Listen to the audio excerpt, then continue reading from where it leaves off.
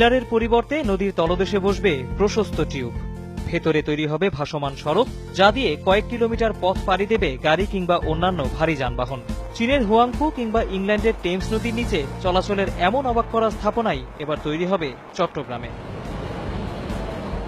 দেশের বাণিজ্য রাজধানীকে দুভাগ করেছে কর্ণফুলী। পশ্চিমে মূল শহর ও বন্দর, অন্যদিকে ছোট বড় শিল্পের ঠাঁই হয়েছে পূর্ব অংশে।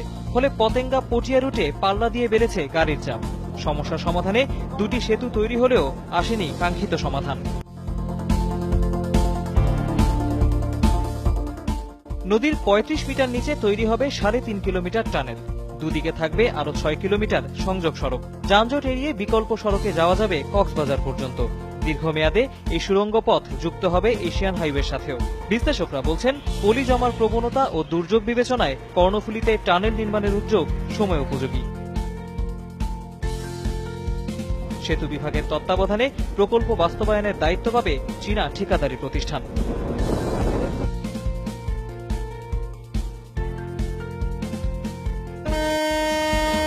৮,৫০০ কোটি টাকা ব্যয়ে কর্ণফুলীর নিচে টানেল নির্মাণ শেষ হবে ২০২০ সালে।